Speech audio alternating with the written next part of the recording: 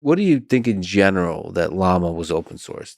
I just did a conversation with Mark Zuckerberg, and he's all in on open source. Who would have thought that Mark Zuckerberg would be the good guy? No, I mean it. Who would have thought anything in this world? It's hard to know. But open source to you ultimately is a good thing here. Undoubtedly. You know, what's ironic about all these AI safety people is they are going to build the exact thing they fear. We need to have one model that we control and align. This is the only way you end up paperclipped. There's no way you end up paperclipped if everybody has an AI. So open sourcing is the way to fight the paperclip maximizer. Absolutely. It's the only way. You think you're going to control it? You're not going to control it. So the criticism you have for the AI safety folks is that there's a belief and a desire for control. Yeah. And that belief and desire for centralized control of dangerous AI systems is not good. Sam Altman won't tell you that GPT-4 has 220 billion parameters and is a 16-way mixture model with 8 sets of weights. Who did you have to murder to get that information? All right. I mean, look, but yes, everyone at OpenAI knows what I just said was true, right? Yeah. Now, ask the question, really. It upsets me when like GPT-2, when OpenAI came out with GPT-2 and raised a whole fake AI safety thing about that. I mean, now the model is laughable. Like they used AI safety to hype up their company, and it's disgusting. Or the flip side of that is they used a relatively weak model in retrospect to explore how do we do AI safety correctly? How do we release things? How do we go through the process? I don't know if Sure. I don't know all right. I don't know how much hype there is. That's the charitable interpretation. I don't know how much hype there is in AI safety, honestly. Oh, there's so much hype, at least on Twitter. I don't know. Maybe Twitter's not real life. Twitter's not real life. Come on. In terms of hype, I mean, I think OpenAI has been finding an interesting balance between transparency and putting value on AI safety. You think just go all out open source. So do what Llama Absolutely. Yeah. So do like open source. This is a tough question, which is open source both the base, the foundation model, and the fine-tuned one. So like the model that can be ultra racist and dangerous and like tell you how to build a nuclear weapon. Oh my God, have you met humans? Right? Like half of these AI I haven't met most humans. This allows you to meet every human. Yeah, I know, but half of these AI alignment problems are just human alignment problems. And that's what's also so scary about the language they use. It's like, it's not the machines you want to align, it's me. But here's the thing. It makes it very accessible to ask very questions where the answers have dangerous consequences if you were to act on them. I mean, yeah. Welcome to the world. Well, no, for me, there's a lot of friction if I want to find out how to, blow up something. No, there's not a lot of friction. That's so easy. No, like what do I search? Do I use Bing or which search engine do I use? No, there's like lots of stuff. No, it feels like I have to keep clicking. First off, anyone who's stupid enough to search for how to blow up a building in my neighborhood is not smart enough to build a bomb, right? Are you sure about that? Yes. I feel like a language model makes it more accessible for that person who's not smart enough to do. They're not gonna build a bomb. Trust me. The people who are incapable of figuring out how to like ask that question a bit more academically and get a real answer from it are not capable of procuring the materials, which are somewhat controlled, to build a bomb. No, I think LLM makes it more accessible to people with money without the technical know-how. Right? To build it. Like, do you really need to know how to build a bomb to build a bomb? You can hire people, you can find like... Oh, you can hire people to build a... You know what? I was asking this question on my stream. Like, can Jeff Bezos hire a hitman? Probably not. But a language model can probably help you out. Yeah, and you'll still go to jail, right? Like, it's not like the language model is God. Like, the language model... It's you literally just hired someone on Fiverr. Like But GPT-4 in terms of finding a hitman is like asking Fiverr how to find a hitman. I understand, but don't you think WikiHow? WikiHow? But don't you think GPT-5 will be better? Because don't you think that information is out there on the internet? I mean, yeah, and I think that if someone is actually serious enough to hire a hitman or build a bomb, they'd also be serious enough to find the information. I don't think so. I think it makes it more accessible. If you have enough money to buy a hitman, I think it just decreases the friction of how hard is it to find that kind of hitman. I honestly think there's a jump in ease and scale of how much harm you can do. And I don't mean harm with language. I mean harm with actual violence. What you're basically saying is like, okay, what's going to happen is these people who are not intelligent are going to use machines to augment their intelligence. And now intelligent people and machines, intelligence is scary. Mm-hmm. Intelligent agents are scary. When I'm in the woods, the scariest animal to meet is a human. Mm-hmm. Right? No. There's like nice California humans. Like I see you're wearing like, street clothes and Nikes. All right, fine. Mm-hmm. But you look like you've been a human who's been in the woods for a while. Yeah. I'm more scared of you than a bear. That's what they say about the Amazon. When you go to the Amazon, it's the human tribes. Oh, yeah. So intelligence is scary, right? So to ask this question in a generic way, you're like, what if we took everybody who, maybe has ill intention, but is not so intelligent and gave them intelligence, right? So we should have intelligence control, of course. We should only give intelligence to good people. And that is the absolutely horrifying idea. So to you, the best defense is actually the best defense is to give more intelligence to the good guys and give intelligence to everybody. Give intelligence to everybody. You know what? And it's not even like guns, right? Like people say this about guns. What's the best defense against a bad guy with a gun? Good guy with a gun. And like I kind of subscribe to that, but I really subscribe to that with intelligence. Yeah, in a fundamental way, I agree with you, but there's just feels like so much uncertainty and so much can happen rapidly that you can lose a lot of control and you can do a lot of damage. Oh no, we can lose control? Yes, thank God. Yeah.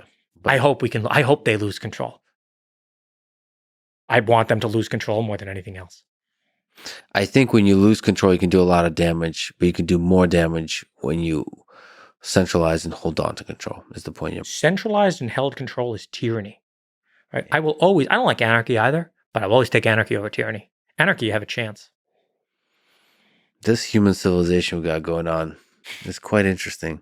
I mean, I agree with you. So to you, open source is the way forward here. So you admire what Facebook is doing here, or what Meta is doing with the release of them. A lot. Yeah. A lot. I lost $80,000 last year investing in Meta.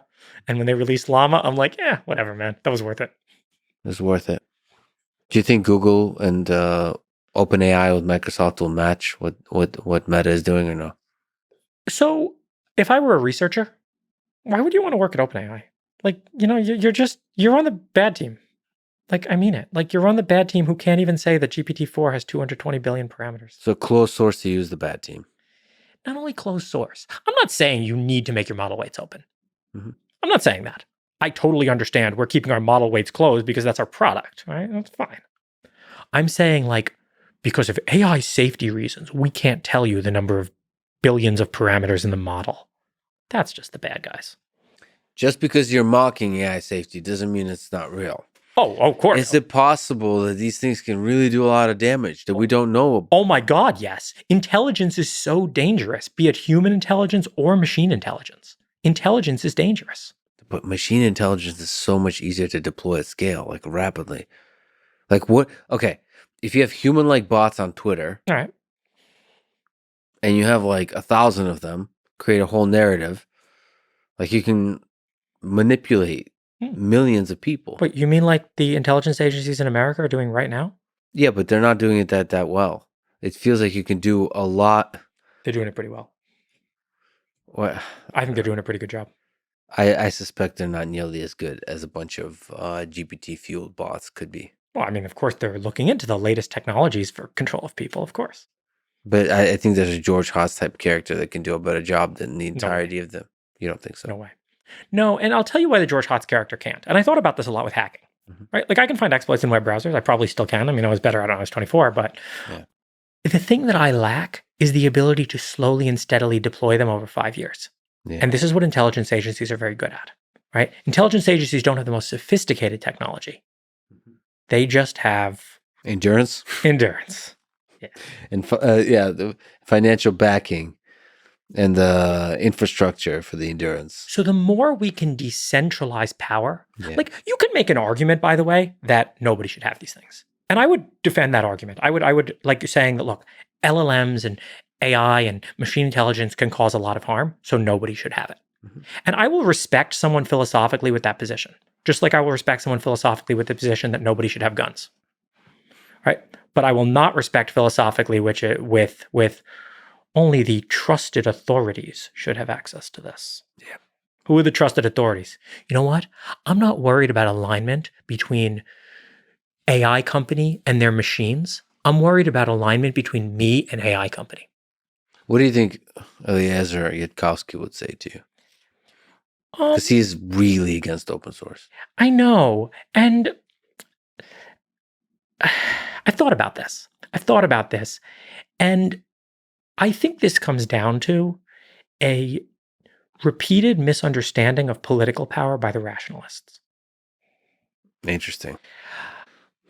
I think that Eliezer Yudkowsky is scared of these things, and I am scared of these things too. Mhm. Everyone should be scared of these things. These things are scary. But now you ask about the two possible futures. One where a small, trusted, centralized group of people has them, and the other where everyone has them. And I am much less scared of the second future than the first. Well, there's a small trusted group of people that have control of our nuclear weapons. There's a difference. Again, a nuclear weapon cannot be deployed tactically, and a nuclear weapon is not a defense against a nuclear weapon. Except maybe in some philosophical mind game kind of way. But AI is different how exactly? Okay. Let's say the intelligence agency deploys 1 million bots on Twitter or 1,000 bots on Twitter to try to convince me of a point. Mhm. Imagine I had a powerful AI running on my computer saying, okay, nice psyop, nice psyop, nice psyop. Okay, here's a psyop. I filtered it out for you. Yeah, I mean, so you have fundamentally hope for that, for the defense of PSYOP. I'm not even I don't even mean these things in truly horrible ways. I mean these things in straight up ad blocker, right? Yeah. Straight up ad blocker, right? I don't want ads. Yeah. But they are always finding, imagine I had an AI that could just block all the ads for me. So you believe in the power of the people to always create a ad blocker. Yeah, I mean, I kind of share that belief. I have that's one of the deepest optimisms I have is just there's a lot of good guys. So you shouldn't handpick them. Just throw out powerful technology out there, and the good guys will outnumber and outpower the bad guys. Yeah, I'm not even going to say there's a lot of good guys. I'm saying that good outnumbers bad, right? Good outnumbers bad. In skill and performance. Yeah, definitely in skill and performance, probably just a number too. Probably just in general. I mean, if you believe philosophically in democracy, you obviously believe that. That good outnumbers bad. Yeah. And if you give it to a small number of people, there's a chance you gave it to good people, but there's also a chance you gave it to bad people. If you give it to everybody, well, if good outnumbers bad, then you definitely gave it to more good people than bad. That's really interesting. So that's on the safety grounds, but then also, of course, there's other motivations like you don't want to give away your secret sauce. Well, I respect capitalism. I think that it would be polite for you to make model architectures open source and fundamental breakthroughs open source. I don't think you have to make weights open source. You know what's interesting is that there's so many possible trajectories in human history where you could have the next Google be open source. So, for example, I don't know if that connection is accurate, but Wikipedia made a lot of interesting decisions not to put ads. Wikipedia is basically open source. You could think of it that way. Yeah. And that's one of the main websites on the internet. Yeah. And it didn't have to be that way. It could have been Google could have created Wikipedia, put ads on it. You could probably run amazing ads now on Wikipedia. You wouldn't have to keep asking for money. But it's interesting, right? So Llama, open source Llama, derivatives of open source Llama might win the internet. I sure hope so. I hope to see another era. The kids today don't know how good the internet used to be. And I don't think this is just, come on, everyone's nostalgic for their past, but I actually think the internet, before small groups of weaponized corporate and government interests took it over, was a beautiful place.